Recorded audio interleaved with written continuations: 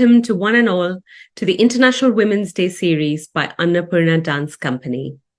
I'm Ranjita Justin. I'm a Mohiniyattam dance artist, a public speaker, and a corporate professional. I'm really happy to be hosting this episode where we will be celebrating a distinguished guest and listening more about her achievements and her journey. International Women's Day is an opportunity to celebrate women and their achievements. But it goes a bit more than just being about self-empowerment, because these women have self-empowered and relied on their own strengths to make it in their chosen pathway. I'm extremely excited to be interviewing our guest, Linda Shanson, who is also known as Linda Shanovich to some. She's a singer, dancer, narrator, composer, producer, and wears many hats in the creative world. She is the co-founder of Baluji Music Foundation and is the manager for Inner Vision Orchestra. Linda, I'm absolutely thrilled to have you and on this episode, and I'm so excited to hear more from you about your journey. Namaste. Namaste. You have such a vibrant background, and I've been reading so much about your projects. But before we get into that, it'll be good to understand your journey, and if you could briefly tell us how you got introduced into the world of arts. I was born into a family that was passionate about music. So from the very beginning, I was surrounded by music. My mother was an opera singer and my father was an amateur violinist. And they had many musical friends, and my cot used to be under the piano. So I was a little sponge and I absorbed a lot of that music.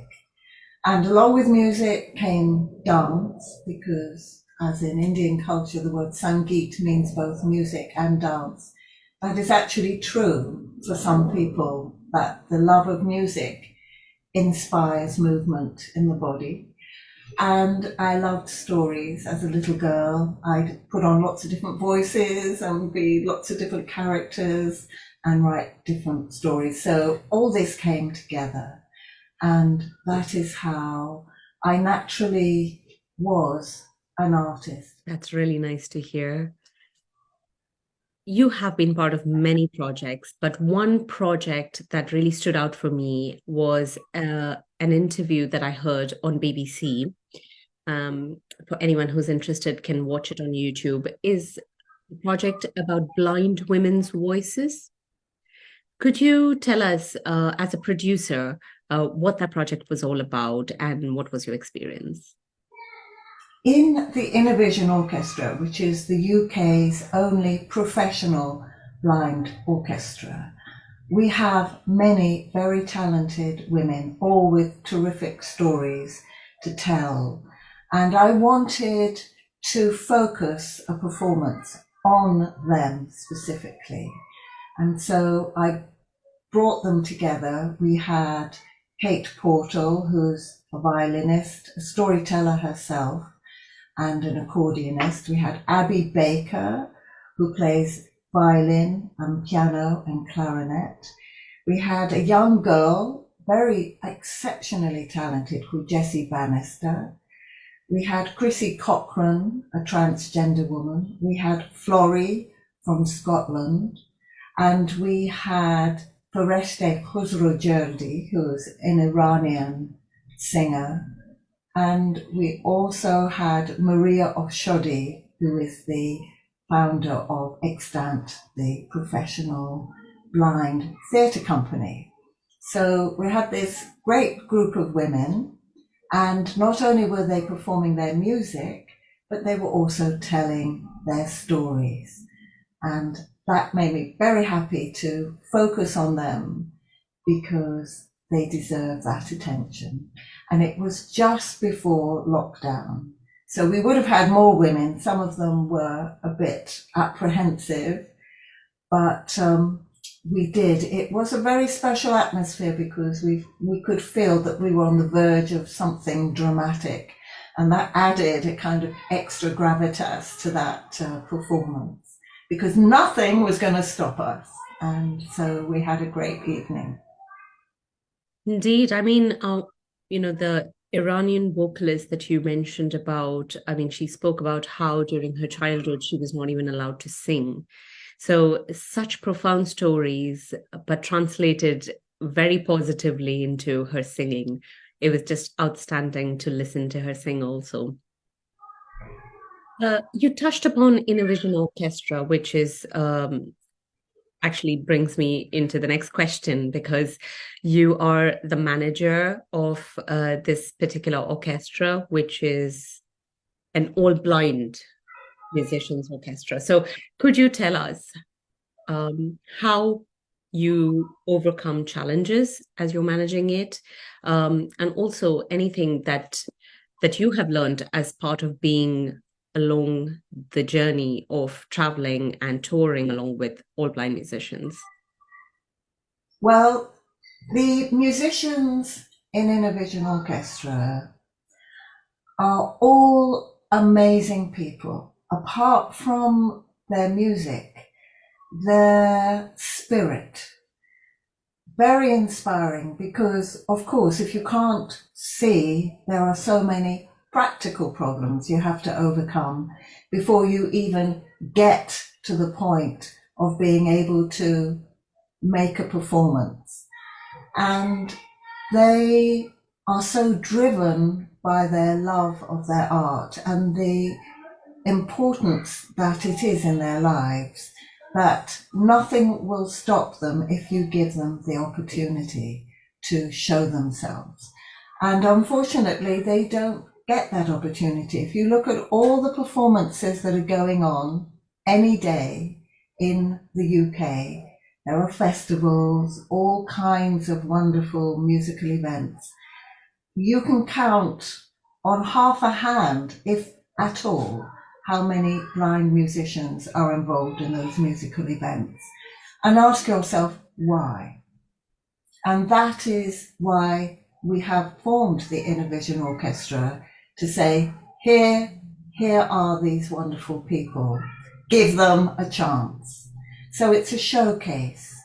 And it's been a great learning experience for me because when we did our first national tour and we wrote a research report on that national tour, things that we all had to learn, like how to communicate your requirements to the venue that you're performing in, how to talk to the sound engineer, what language to use.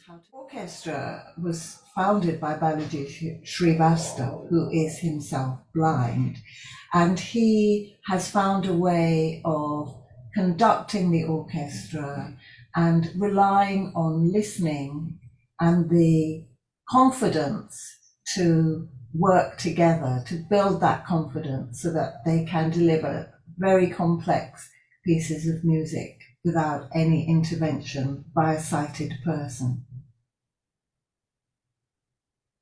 That is amazing to learn. I mean, I have to also say that that was probably the first time I met you as part of the dance group because Yeah, I also wanted to bring the visual part of the orchestra through, yeah, so which was amazing.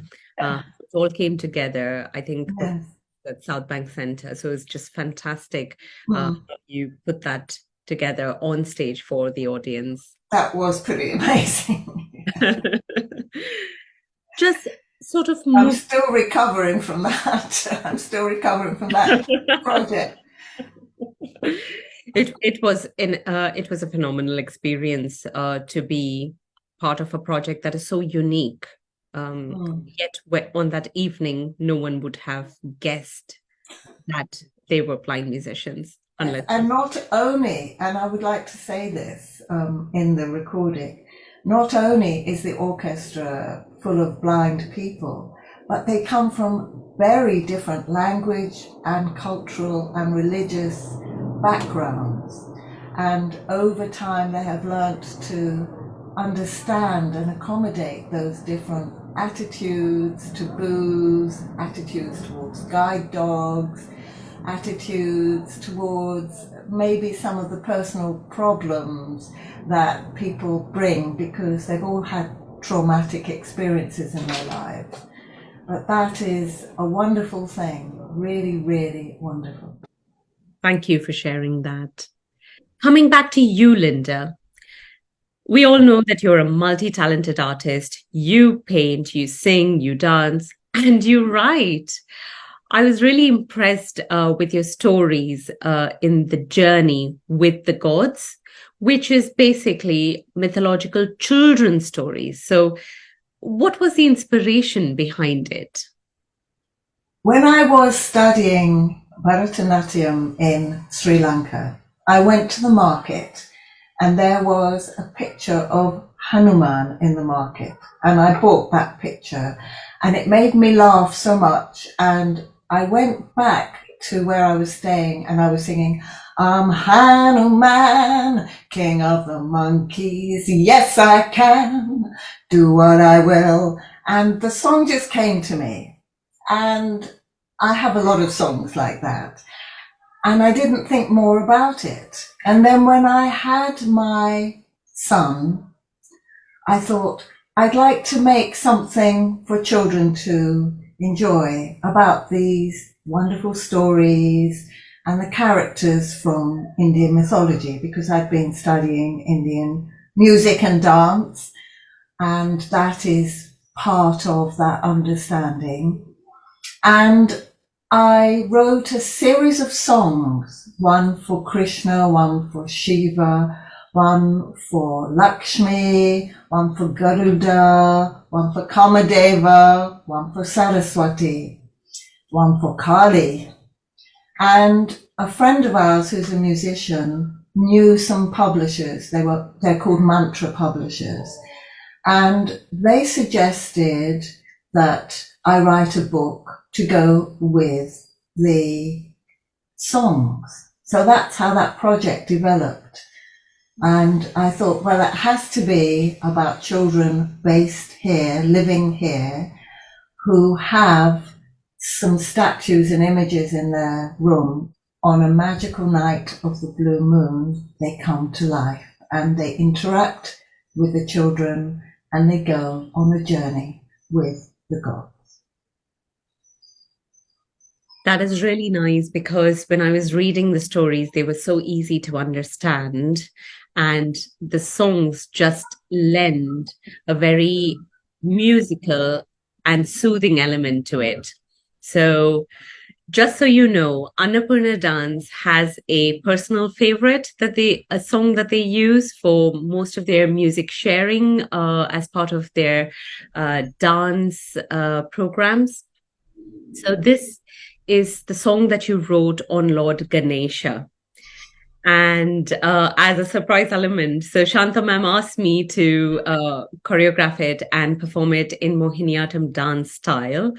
So I was very excited when she turned to me to do this. And so here is a short presentation on your song about Lord Ganesha.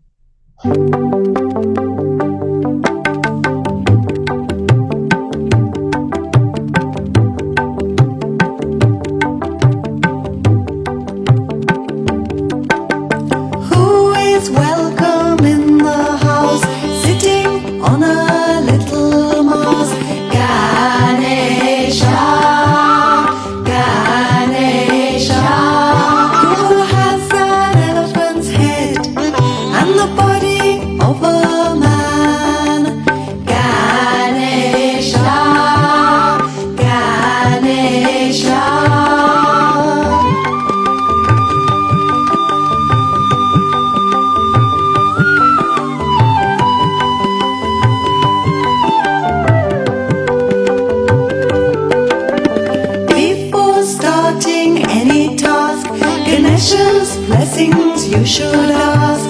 Ganesha, Ganesha.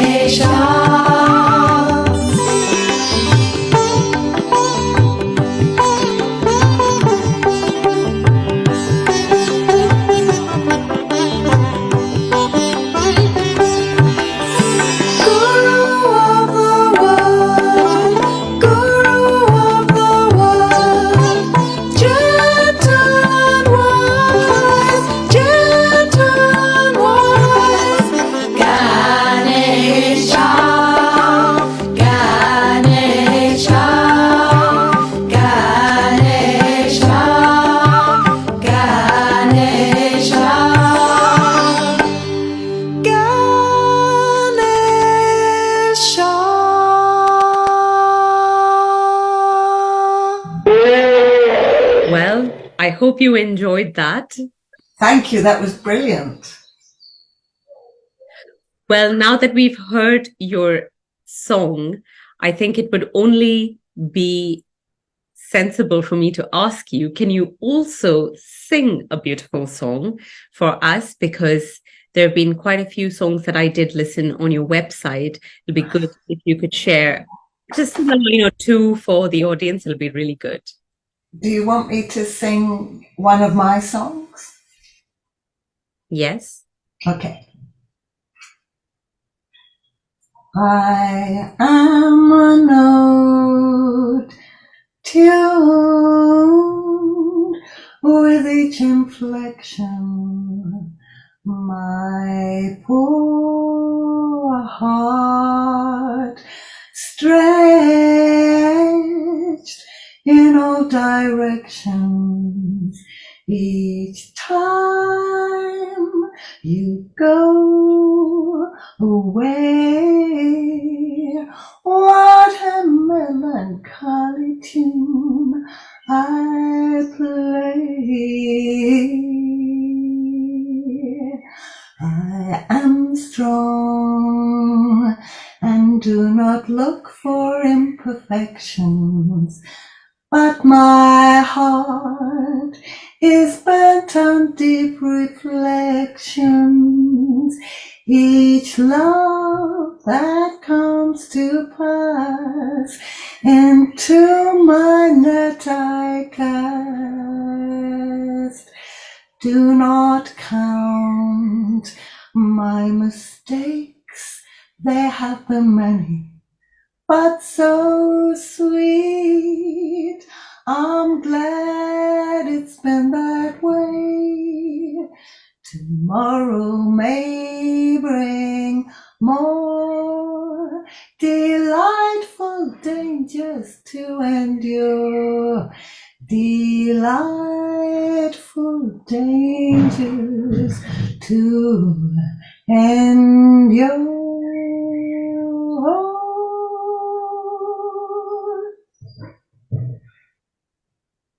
Beautiful. Your voice is so soulful.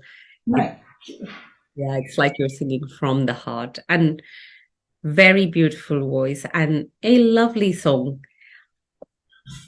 We've obviously touched upon your projects, but what will be interesting is to also understand about your learning curve.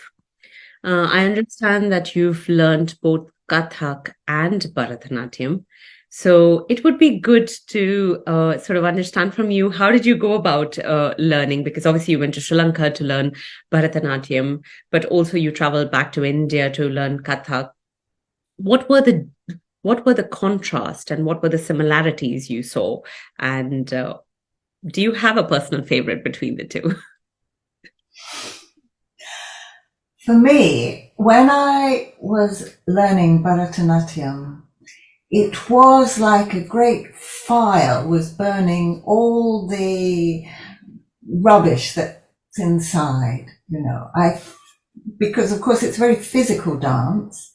It's a very athletic dance, and it requires a lot of stamina and precision.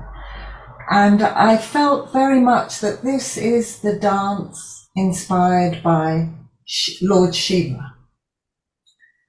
It's kind of fiery, and expressive and wonderful and sculptural. And then when I met Baluji, who's from North India, he introduced me to Kathak from North India.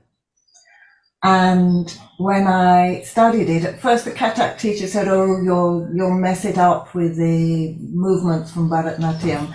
But I just thought, well, a dancer is supposed to be able to control their movements. It can't be that difficult. And I haven't been studying it for so long that it's so deeply ingrained that I can't take on another style. And also music have different styles. So I love Kathak because it's got a fluidity in it. And instead of the sculptural figures that you make with Bharatanatyam, it sculpts the space around the movement. and it's more romantic in essence. There is this feeling, and you have this look in your eyes that it's Lord Krishna, you know, your love for, if you don't love Krishna, then your love for whatever it is, you have that in your expression. And of course, the very fast footwork with the ghungroos is absolutely lovely. You have that in Bharatanatyam too, but it becomes even more intricate in Kathak, and this link with the tabla. And I studied tabla as well. So tabla is like the backbone of the vocal music and of the dance. So it all comes together. It's lovely. That's really nice. Well, in my final question to you, it's International Women's Day today. Is there any message you would like to share? That every day should be Women's Day. And don't let anybody undermine you and take away your confidence. Believe in yourself and believe in your dreams and believe in your beauty, your lovely nature, and caring and being kind is not a weakness. It's your strength. Fantastic. Thank you so much for your time today.